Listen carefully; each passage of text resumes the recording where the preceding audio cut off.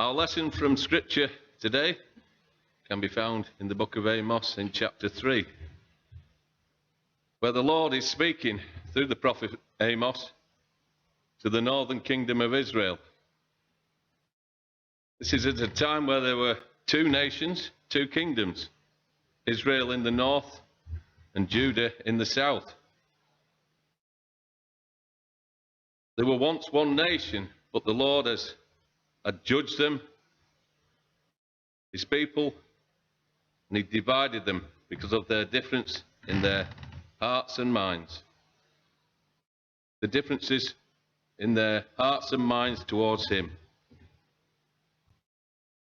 So Amos was called by God to speak to the people in the northern kingdom of Israel, some 700 years before the birth of Christ. The leader of this kingdom was Jeroboam.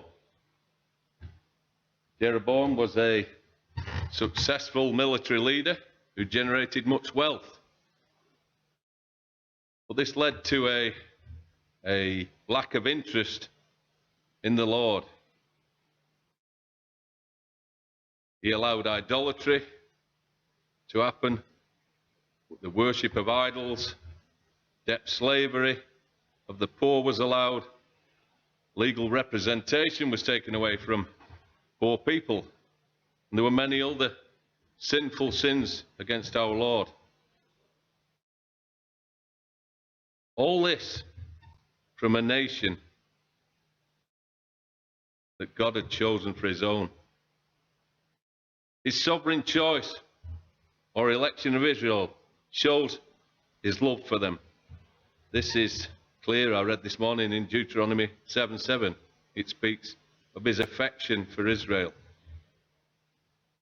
So I'll get into the verse. Verse 1 of chapter 3 says, "Here is the word that the Lord has spoken against you, O Israel.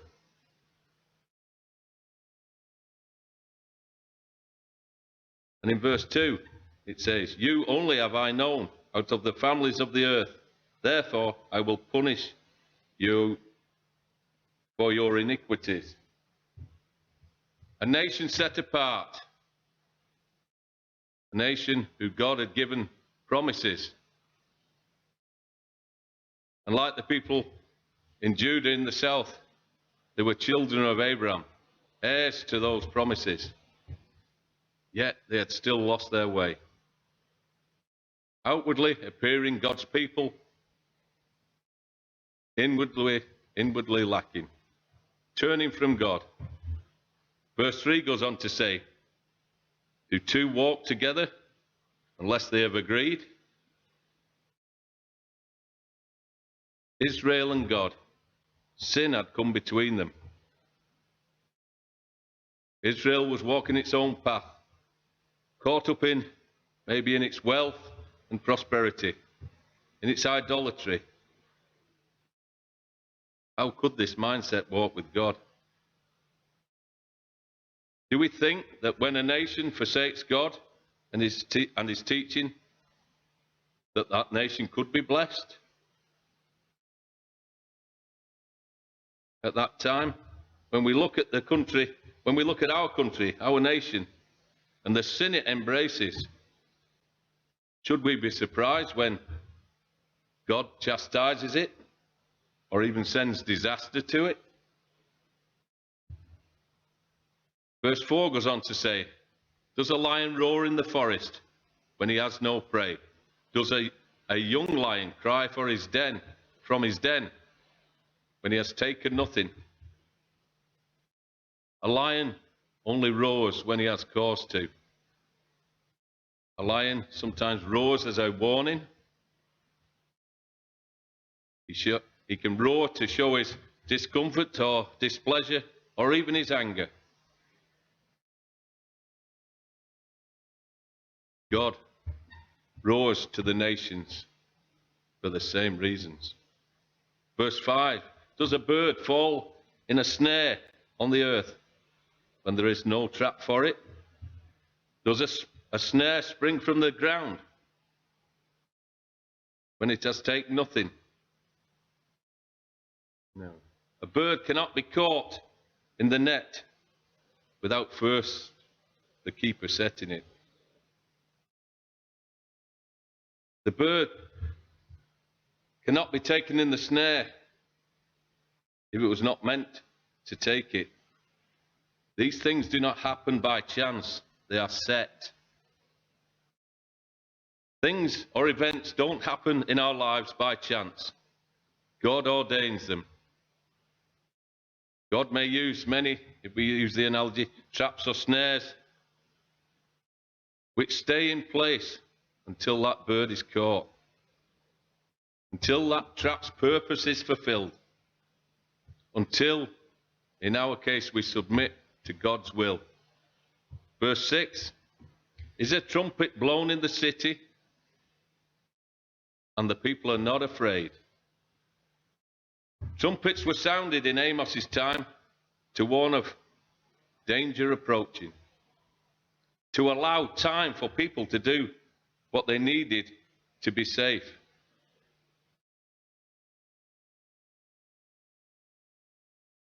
When the trumpet sounds, there should be no delay in seeking that sanctuary. I ask myself, does our nation hear that trumpet sound? Are they fleeing to the cross? Are they seeking sanctuary in our Lord? Or is there maybe a need for more danger, more disaster, or more calamities, as the scripture says? The end of verse 6 says, does a disaster come to a city unless the Lord has done it? What is being asked here is, does the Lord create disasters? I think Isaiah 45 verse 7 gives us the answer. It says, I form light and create darkness. I make well-being and create disaster. I am the Lord that does all these things. We must understand that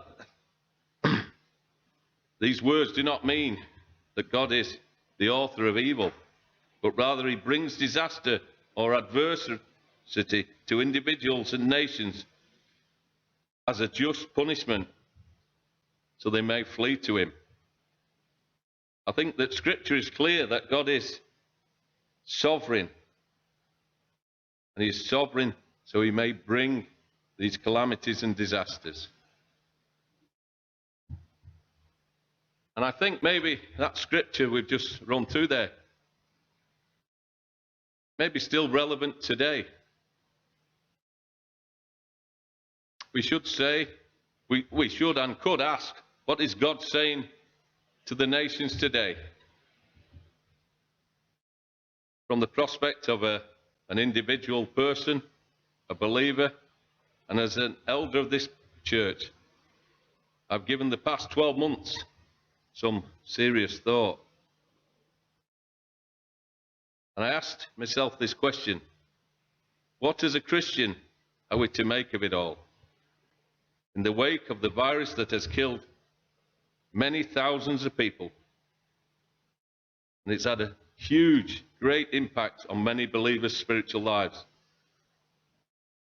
I asked myself this question: where is God in all of this? So in the context of our text today, I would ask, are we as a nation walking with God?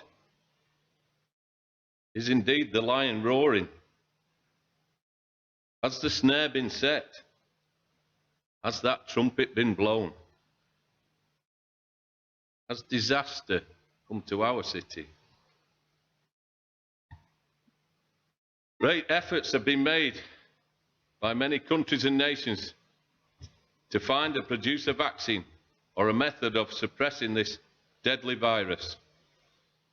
And I think it would have been an act of irresponsibility not to have done so. But I think it was also an act of foolishness for these nations not to recognize God's hand was on all that was happening.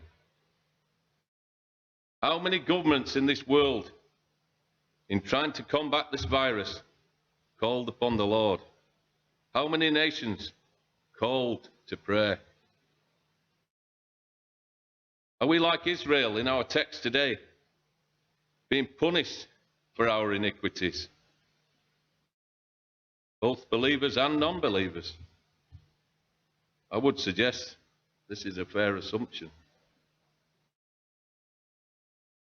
Many churches today have moved to a more worldly form of worship. They're really consumed by the worldliness. They've brought it into their church. And how easily many churches close their doors. How easy they close those doors. The world, in its prosperity, its idolatry, and its love of sin, has no real desire for God. Maybe when disaster comes, it's because of our neglect for our Creator. Maybe those living in rebellion to God, if they begun to listen, there would be no need for a virus. The virus, like the trumpet in verse 6, is, I believe, sent as a warning. A warning this world cannot fail to see. So the question that they should be asking, is this a virus that God has sent? My answer to that question would be to quote this verse, and we should if we're asked. Does disaster come to a city unless the Lord has done it? Quote Isaiah 45, I form light and I create darkness. I make well-being and create disaster. I am the Lord that does all these things. God is sovereign in all these things. Not a sparrow falls from the sky that he does not know about. We must ask ourselves, where do we stand in all this? The trumpet is sounding. Christians must stand and, in taking strength in the Lord, speak the gospel. Tell of Jesus and the cross. For many have died of this virus that are perishing in hell. I think this morning of my own father, how he suffered with he had a heart attack, then he got leukemia, then he got septicemia. He got past all those things. Then the virus took him. I have 2 points to make on that.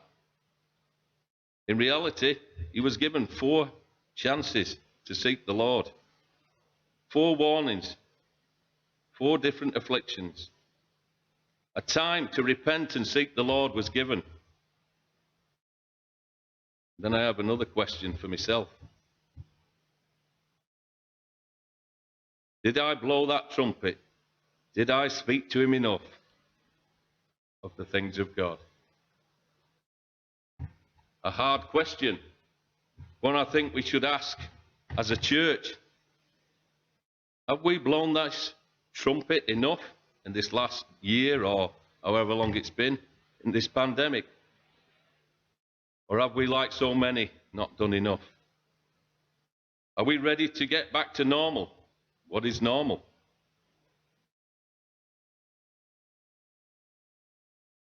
Because we must think we are God's tool to proclaim him in our deeds and actions.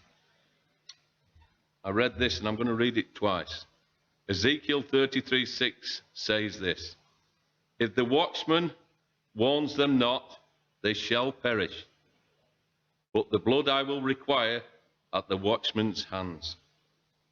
If the watchman warns them not, they shall perish, but the blood I will require at the watchman's hands. We will answer one day. We will answer. And I just pray, it's a short message, but I pray that we would be good watchmen in this place, as a body of God's people and as individuals. Amen.